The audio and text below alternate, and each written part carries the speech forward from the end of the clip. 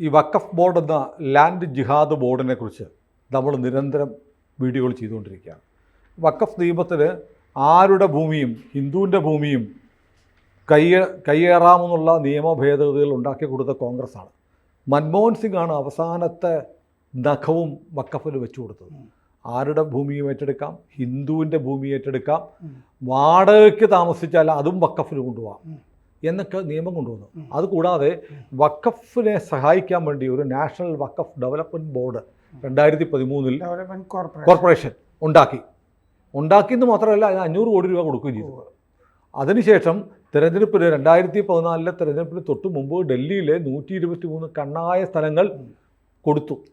ഇത്ര വലിയ ചതിയാണ് സോണിയ മാതാമ്മയുടെ പാവയായിരുന്ന മൻമോഹൻ സിംഗ് നമ്മുടെ രാജ്യത്തോട് ചെയ്തത്. അതെ, സിഖുകാരനായ മൻമോഹൻ സിംഗ് ഹിന്ദുക്കളെ മൊത്തത്തിൽ ഒറ്റി. അതാണ് നവാഡ്കോ എന്നാണ് അതിൻ്റെ പേര്. ഈ വഖഫ് ഡെവലപ്മെൻറ്റ് കോർപ്പറേഷൻ 2014 ജനുവരി 29 ഈ കോർപ്പറേഷൻ ഉദ്ഘാടനം ചെയ്തിട്ട് രൂപീകരിച്ച് മൻമോഹൻ സിംഗ് പ്രസംഗിച്ചത്. ആ ഉദ്ഘാടന സമ്മേളനത്തിൻ്റെ വേദിയിൽ ഇയാൾ അതിൻ്റെ ശിലാഫലകത്തിൻ്റെ ശീല മാറ്റുമ്പോൾ അടുത്ത് നിൽപ്പുണ്ട് മദാമ. ഉണ്ട്. സൽമാൻ ഖുർഷിദാണ് അന്ന് ഇതിൻ്റെ എല്ലാ സാധനങ്ങളും പശ്ചാത്തല ഒരുക്കങ്ങളൊക്കെ നടത്തി കൊടുത്തത്. അന്ന് മൻമോഹൻ സിംഗ് നടത്തിയ പ്രസംഗത്തിൽ ചില കാര്യങ്ങൾ നമ്മൾ തിരിഞ്ഞു നോക്കുമ്പോൾ വല്ലാതെ തോന്നുന്നുണ്ട്.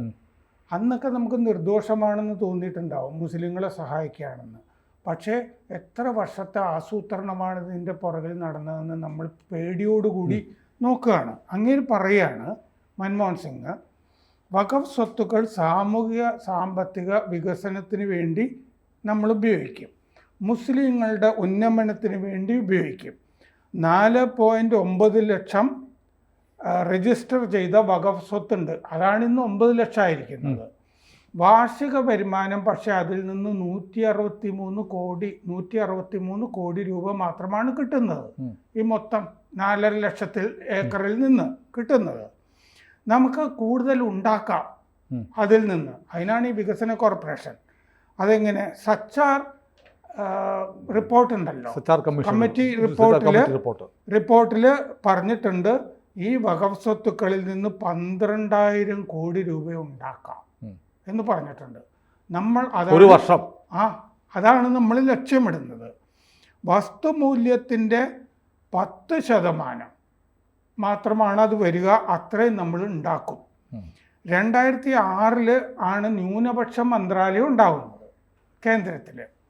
500 കോടി രൂപയാണ് ഈ നവാഡ്കോയ്ക്ക് കൊടുത്തത്, ന്യൂനപക്ഷ മന്ത്രാലയം മൻമോഹൻ സിംഗ് കൊടുക്കുന്നത്. എന്നിട്ട് പറയുകയാണ് ഈ പ്രോപ്പർട്ടികളിൽ സ്കൂൾ, കോളേജ്, ആശുപത്രി എന്നിവ വഖഫ് സ്വത്തിൽ ഉണ്ടാക്കാം. അതായത് ഒരു വർഷം 160 കോടി രൂപ മാത്രം വരുമാനമുള്ള സ്ഥാപനത്തിന് ഫ്രീ ആയിട്ട് 500 കോടി കൊടുത്തു. 500 കോടി കൊടുത്തു. എങ്ങനെയുണ്ട്? എന്താണെന്ന് അത് തന്നെ. ആകെ 163 കോടി രൂപ കിട്ടുന്നത്. അതിന് 500 കോടി രൂപ ഈ കോർപ്പറേഷൻ ഫ്രീ കൊടുത്തു എന്ന് പറഞ്ഞ് ഉണ്ടാക്കി കൊടുത്തു. എൻ്റെയും സാറിൻ്റെയും പ്രേക്ഷകരുടെയും കാശ്. അതെ, അതാ കൊടുത്തത് ഈ കൊള്ള സംഘത്തിന്. എന്നിട്ട് 12,000 കോടി രൂപ അവരെങ്ങനെയെങ്കിലും ഇതിൽ നിന്ന് ഉണ്ടാക്കിക്കോട്ടെ എന്നാണ് പറയുന്നത്. എന്നിട്ട് പറയുക ഇതിൽ സ്കൂള്, കോളേജ്, ആശുപത്രി എന്നിവ ഉണ്ടാക്കും എന്നുള്ള ഈ പ്രസംഗം ഞാൻ ഇപ്പോൾ വായിച്ചപ്പോൾ എനിക്ക് ഓർമ്മ വന്നത്, അങ്ങനെയാണെങ്കിൽ മുനമ്പം ഒഴിപ്പിച്ചിട്ട് അവിടെ ഇങ്ങനെ എന്തോ ഒരു സാധനം ഉണ്ടാക്കാം എന്ന് വഖഫ് ബോർഡ്, കേരള വഖഫ് ബോർഡ് ഉദ്ദേശിക്കുന്നുണ്ടാവാം. അതാണ് കേരള വഖഫ് ബോർഡ് ചെയർമാൻ സക്കീർ ഇപ്പോഴും അതിൽ പിടിച്ചു തൂങ്ങുന്നത്. സക്കീർ ഇപ്പോഴും പറയുന്നുണ്ട് അത് വഖഫിൻ്റെ തന്നെയാണ്, പക്ഷേ പേടിക്കണ്ട, നമ്മൾ ഒഴിപ്പിക്കില്ല. പാലത്തിൻ്റെ അടി കിടക്കുന്നവരോട് നിങ്ങളവിടെ കിടന്നു, ആരും ഒഴിപ്പിക്കാൻ വരുന്നില്ല എന്ന് പറയുന്നത് പോലെയാണ്. അല്ല, നിങ്ങൾ ഒഴിപ്പിക്കുന്നില്ല, പക്ഷെ വാടക വരണമെന്ന് പറഞ്ഞാലോ അവിടെ കിടക്കുന്നതിന് അതെ അതെ അതെ അടുത്ത പടിയിൽ അങ്ങനെ വരാമല്ലോ. അപ്പോൾ ഇത് സുതാര്യമായിരിക്കുന്നത്, ട്രാൻസ്പെറൻസി എന്ന് പലതവണ പറഞ്ഞിട്ടുണ്ട് മൻമോഹൻ സിംഗ്.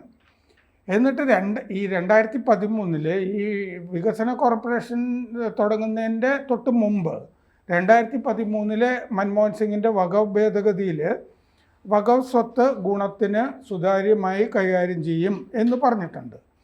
കേന്ദ്ര വഖഫ് കൗൺസിലിനെ ശക്തമാക്കി എന്ന് ഈ പ്രസംഗത്തിൽ മൻമോഹൻ സിംഗ് പറഞ്ഞു. കൗൺസിലിന് സംസ്ഥാന ബോർഡുകൾക്ക് നിർദ്ദേശം നൽകാം എന്ന വിധത്തിൽ ഭേദഗതി ചെയ്തിട്ടുണ്ട്. സംഭാവന കൊടുക്കാം, പണം കൊടുക്കാം, സർവേകൾ നടത്താൻ, വഖഫ് സ്വത്തുക്കളിൽ സർവേ നടത്താൻ നിർദ്ദേശം കൊടുക്കാം, പിന്നെ ആധാരങ്ങൾ സൂക്ഷിക്കാനുള്ള സൗകര്യങ്ങൾ ചെയ്തു കൊടുക്കാം. ഒരുപാട് ആധാരം വരുമല്ലോ ഇങ്ങനെ പിടിച്ചെടുക്കുമ്പോൾ. നുഴഞ്ഞുകയറ്റം തടയാം, വഖഫ് സ്വത്തുക്കളിന്മേൽ ഉള്ള നുഴഞ്ഞുകയറ്റം.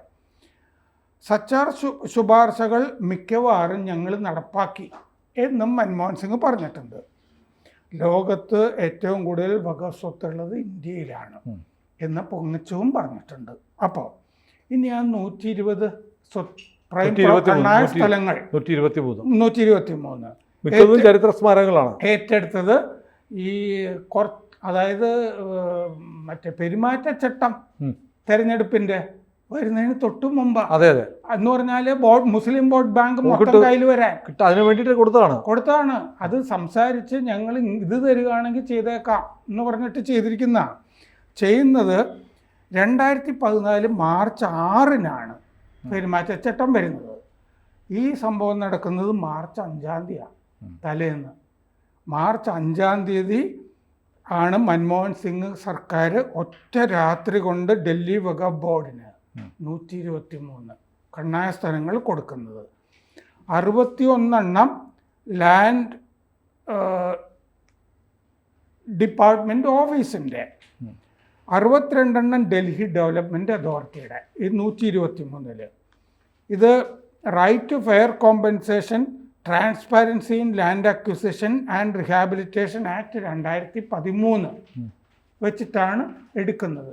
ആ ആക്ട് വെച്ചിട്ട് വഖഫ് പ്രോപ്പർട്ടി ഏറ്റെടുക്കാൻ കഴിയുമോ, അല്ലെങ്കിൽ ഏതെങ്കിലും ഒരു പ്രോപ്പർട്ടി വഖഫ് ആക്കി മാറ്റാൻ കഴിയുമോ എന്നുള്ള കാര്യത്തിൽ ഡിസ്പ്യൂട്ട് ഉണ്ട്.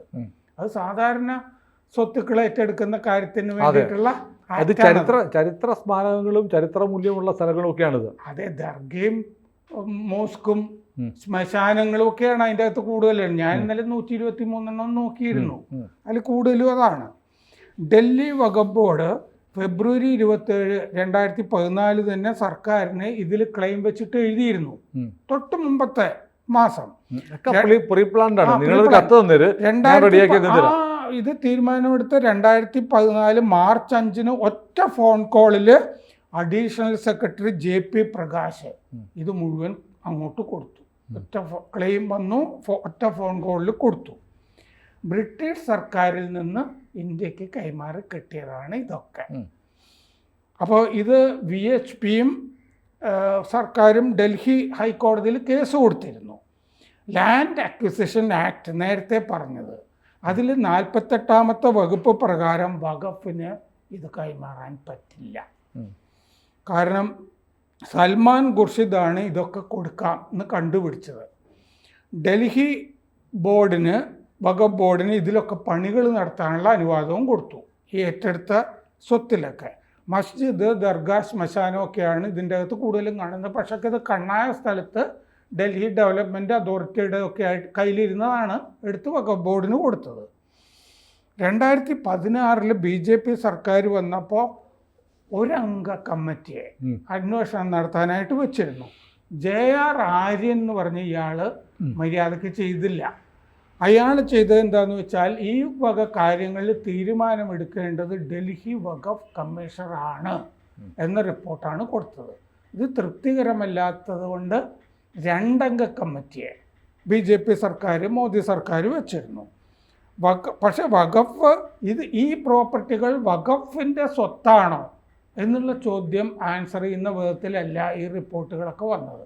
ഇത് വഖഫിൻ്റെ സ്വത്താണോ എന്നുള്ള ചോദ്യം അവർ ആൻസർ ചെയ്തിട്ടില്ല. 2018 ഓഗസ്റ്റിൽ ഈ 2-അംഗ കമ്മിറ്റി റിപ്പോർട്ട് കൊടുത്തു. 2021 നവംബറിൽ BJP സർക്കാർ ഇത് വീണ്ടും മറ്റേ വഖഫിൽ നിന്ന് തിരിച്ചു പിടിച്ചു. എല്ലാ പ്രോപ്പർട്ടിയിലും കൊണ്ടുപോയി നോട്ടീസും പതിച്ചു. ഇങ്ങനെയാണ് ഈ കോൺഗ്രസ് എത്ര വലിയ ചതിയാണ് ചെയ്തത്. ഇവർ ഈ രാജ്യത്തെ ഈ ഒരാൾ പറഞ്ഞതുപോലെ നെഹ്റു മുതൽ മൻമോഹൻ സിംഗ് വരെയുള്ളവർ രാജ്യത്തെ ഇസ്ലാം രാജ്യമാക്കി മാറ്റി. അതെ, പ്രഖ്യാപിച്ചിട്ടില്ല എന്നേ ഉള്ളൂ, മാത്രമേ ഉള്ളൂ. ഇത് നമ്മൾ എന്താണ് വഖഫ് എന്ന് പോലും ഹിന്ദുക്കൾ ആലോചിക്കുന്നില്ല. ആ സമയത്ത് ഇപ്പോഴും അറിയില്ല. ശരിക്കും നമ്മൾ ഇസ്ലാമിക രാജ്യമായി കഴിഞ്ഞു. പ്രിയപ്പെട്ട പ്രേക്ഷകരെ, ഇപ്പോ മഹാരാഷ്ട്രയിലാണെങ്കിൽ ഉലമാ ബോർഡ് കോൺഗ്രസ് സഖ്യത്തിനോട് പറഞ്ഞു, ഞങ്ങൾ നിങ്ങൾക്ക് വോട്ട് ചെയ്യാം, 1000 കോടി തരണം, 1000 കോടി രൂപ വഖഫ് അത് തരാന്ന് പവാറും പറഞ്ഞിരിക്കുന്നു. അങ്ങനെ ചെയ്തേക്കാന്ന്. അപ്പൊ പിന്നെ അവിടുത്തെ പ്രോപ്പർട്ടികളിലൊക്കെ കൈകാര്യം ചെയ്യാൻ വേണ്ടിയിട്ടാണല്ലോ 1000 കോടി. അല്ല, ഭരണം കൂടെ കിട്ടുവാണെങ്കിൽ ബോംബെ മുഴുവൻ, മഹാരാഷ്ട്ര മുഴുവൻ തന്നേക്കാനും പറയും. തന്നേക്കാനും പറയും. കാരണം ഇത് മുഴുവൻ മുമ്പ് അവർ ഭരിച്ചിരുന്നതാണ്, ഇവർ ഭരിച്ചിരുന്നതാണ്, ആദിൽ ഷാ ഭരിച്ചതാണെന്ന് പറഞ്ഞിട്ടാണല്ലോ കർണാടകയിൽ ചെയ്യുന്നത്, വിജയപുരയിൽ. അല്ല, അങ്ങനെയാണെങ്കിൽ നമുക്ക് ഈ തിരുവനന്തപുരത്ത് ഈ തിരുവനന്തപുരം മുഴുവൻ, അല്ലെങ്കിൽ പഴയ ട്രാവൻകൂർ ശ്രീപത്മനാഭദാസനായി മാർത്താണ്ഡവർമ്മയും പിന്നീട് വന്നൊരു ഭരിച്ചവരാണ്. അത് സംരക്ഷിച്ചൊരു ശ്രീപത്മനാഭ ബോർഡ് ഉണ്ടാക്കിക്കൂടെ? ഉണ്ടായിക്കഴിഞ്ഞാൽ ഇത് മുഴുവൻ ആ ബോർഡിന് എടുക്കാമല്ലോ. കൊച്ചി വേണമെങ്കിൽ ഒരു കൊച്ചി ശക്തൻ തമ്പുരാൻ ബോർഡ് ഉണ്ടാക്കുക. കൊച്ചി രാജ്യം മുഴുവൻ ആ ബോർഡിൻ്റെ കീഴിൽ, കൊച്ചി മുഴുവൻ ശക്തൻ തമ്പുരാൻ്റെ കീഴിലായിരുന്നു. പക്ഷെ അത് നിങ്ങൾ പറയുന്ന ആശയം ഹിന്ദു ആശയമല്ലേ? അത് ഈ നാട്ടിൽ പറ്റില്ലെന്ന്. കോഴിക്കോടാണെങ്കിൽ സാമൂതിരി ബോർഡ് ഉണ്ടാക്കുക, അത് സമ്മതിക്കില്ല. ഇസ്ലാം ബോർഡാണെങ്കിലേ സമ്മതിക്കുള്ളൂ. അങ്ങനെയാണ്. ഇസ്ലാമിനാവാൻ പിന്നെ ഹിന്ദുവിനാവില്ല, ഹിന്ദുക്കളുടെ രാജ്യമല്ലേ. ഇതിപ്പോ ഹിന്ദുക്കളുടെ രാജ്യം എന്നുള്ള പേരേ ഉള്ളൂ അല്ലേ? അത്രേ ഉള്ളൂ. കാരണം എന്താന്ന് വെച്ചാൽ അത് സംഭവിക്കുന്നത് എന്താന്ന് വെച്ചാൽ ഇത് ഹൈദരാലിയും ടിപ്പുവും പിടിച്ച സ്ഥലങ്ങളല്ലേ. അതുകൊണ്ട് ഇത് വഖഫിന്റേതാണെന്ന് പറഞ്ഞാൽ ചരിത്രം അവിടെയാണ് ആരംഭിക്കുന്നത്. കഴിഞ്ഞ ദിവസം ഒരു താടിക്കാരൻ ഊള പറയുന്നത് കേട്ട്, ഇന്ത്യ ഉണ്ടാക്കിയത് ഇസ്ലാമാണ്, ഇസ്ലാമല്ല വഖഫാണ്, ഇന്ത്യ ഉണ്ടാക്കിയത് വഖഫാണെന്ന്. ഭാരതം എന്ന് പറയുന്ന രാജ്യം എത്രയോ ആയിരക്കണക്കിന് ഈ പറയുന്ന മതം ഉണ്ടാവുന്നതിന് മുമ്പ് ഭാരതമുണ്ട്. എന്നിട്ടാണ് ആ മതത്തിൽപ്പെട്ട ഒരാൾ വന്ന് പ്രസംഗിക്കുന്നത്. വലിയ സാമ്രാജ്യങ്ങളിലൊന്നും മൗര്യ സാമ്രാജ്യം. അതെ, എന്നിട്ട് ആ മനുഷ്യൻ വന്ന് മൗര്യ, ഗുപ്ത, ശതവാഹന സാമ്രാജ്യങ്ങൾ, അത് ഇന്നത്തെ ഇന്ത്യയുടെ അപ്പുറത്തേക്ക് പോയി. അതെ, എന്നിട്ടാണ് ഈ വഖഫിന്റെ ഒരു സംരക്ഷണ യോഗത്തിൽ ഒരു മഹാനായ മനുഷ്യൻ പറയുന്നത്, ഞാൻ ഇൻവെർട്ടർ കോമയാണേ പറയുന്നത്, ഇന്ത്യയെ ഉണ്ടാക്കിയത് വഖഫാണ്.